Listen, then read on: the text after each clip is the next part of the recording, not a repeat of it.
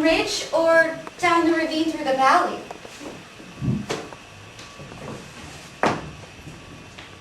There are houses in the ravine. People to meet. Who would want to live in the dip of a valley? Factory workers. See the smokestacks upstream? Yes. See the river current flow from the factories to the village? Yes. Since the day is overcast, do you see the glow of the water? Yes. Is that phosphorus or chromium? It isn't vegetable dye. That water feeds the grass. And the grass sickens the cattle. The plague will spread. Behind you. That's a big boulder. Perhaps it'll roll. It seems snug in the mountain. No, behind it. What will I see? The erosion of 1,000 thunderstorms. And it looks like rain. If that boulder rolls, that ravine will flood. These hills will be waterfront. But let's relocate everyone up a level. Turn that wretched hole into a lakefront resort. More sun for everyone. Let's pitch the idea to the town elders. Do you hear crying? It comes from the ravine.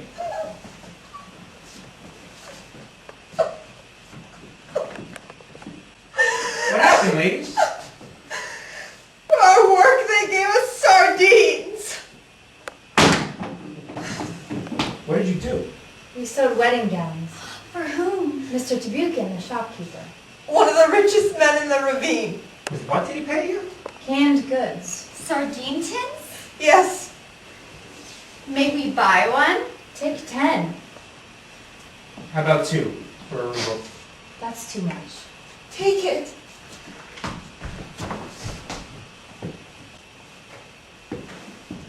Thank you. Where are you going? Home to Chekov. And you? Canterbury. In Britain? Yes, it's a once-in-a-lifetime pilgrimage. Once every lifetime? Did you do this last lifetime? I do not remember. You must be very inspired. This is our chance to see the world. And tell each other stories. As soon as we acquire some. We're Mennonites. We're Mennonites of the flagellant sect. Scourgers. Do your services end with orgies of whiplust? No, I don't think so. that's a private matter. We're seamstresses by trade. What do they call the place below? Euclivo. That is where the deacon at a funeral reception ate all the caviar. What else is it known for? Why? We're thinking about telling the villagers about this boulder over here. It's an instant dam. If it rolls, Will it? look behind it. What will we see? The erosion of 1,000 thunderstorms. And it looks like rain. So tell us, what can we learn from a deacon at a funeral? Perhaps he shows us how gracious were the other mourners to let him eat all the caviar. He was voracious and unstoppable. 4 pounds. He growled like a mad dog. Were you there? No, This was many years ago at the funeral of one of the factory owners. before the factories closed. Closed? For health reasons. Ladies, those chimneys are smoking. They are officially closed. They remain open with the connivance of the local police officer and the district doctor at a price to each of 10 rubles a month. 3 cotton factories and a tan yard. Calico factories employing 4,000 men. Big secret. But of course we couldn't possibly know that. Not officially. Who was getting married? Addison, one of the shopkeeper's sons. So the shopkeeper paid you in surplus. From the overstock he keeps rotting on his shelves. He also sells tainted meat. And bad liquor without a license. Why is he still in business? Mr. Tebukin is the only shopkeeper in Euclivo. Who is the bride? A peasant girl. Pretty but poor. The Tebukin family doesn't eat girls with dowries. The groom, Anisim, sees himself as quite a catch. And as for the bride, The pretty young girl who will wear our new wedding dress with the calico bugles on it. her name is Lepinka. Her mother is a peasant from Torgueva. Does the groom work at the shop? No, he's a detective, always on assignment. While his brother, who is blind, stayed in Uklevo to marry Aksenia, Anisim traveled with an Armenian fellow named Samaradov. Samaradov Mutar, black like an Armenian. Anisim's letters home are always eloquent. Yet they are always signed with a scrawl. So Samaradov writes well. Apparently. When Anisim's father called him home to get married, he arrived with Samaradov and a pile of money. While Anisim's father sells tainted goods, Anisim goes one step further. What is that? Counterfeiting rubles. Aha! The pattern emerges. He pollutes the pure current of currency with counterfeit coins. The whole town is polluted. Let's just roll the boulder. Don't you know that everything on earth is only waiting to be made one with truth and justice? Why do you say that? They already know. I think you're right. Out with it, ladies. Or is it something we have to whip out of you? We have already done so. Tell us what happens if we don't roll the boulder.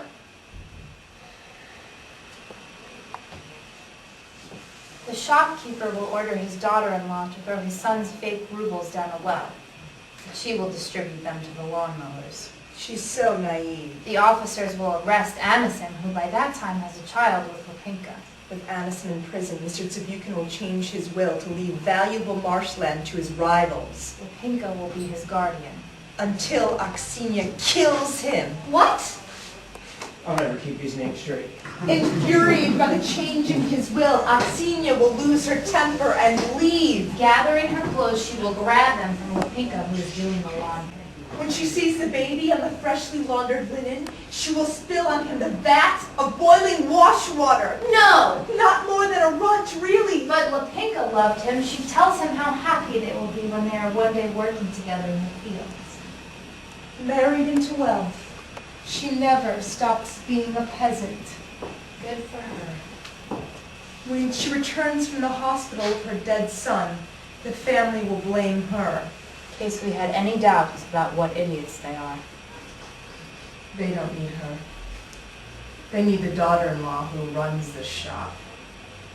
Mr. Tsabukin will reject Lopinka and welcome Aksenia, the killer of his only grandchild.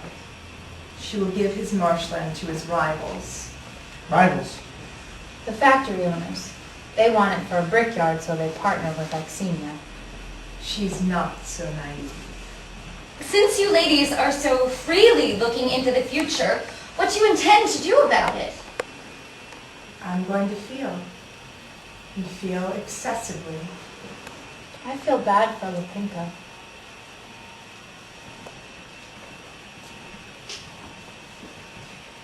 She will be cast out of the family business without even a tin of sardines. I feel bad for Mr. Tsabukin. Why? He mixes his son's rubles with his own. Because he can't tell the difference. He'll be afraid to spend any of them. This will make him insane. He will wander the streets hungry for food because Aksenia forgets to feed him. But Lopinka will give him alms. So, what is the moral of this prophecy? Everything on earth is only waiting to be made one with truth and justice. We return to our home in Shikolovo. And to our flagellation.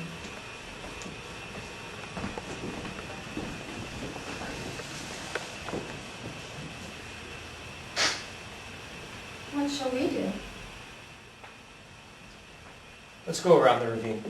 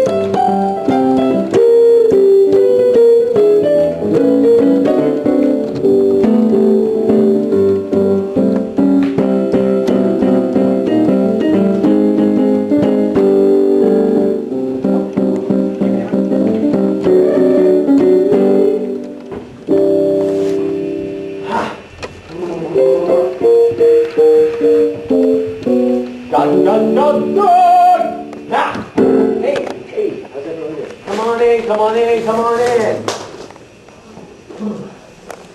Yes, you. All right. Lights up, please. Lights up.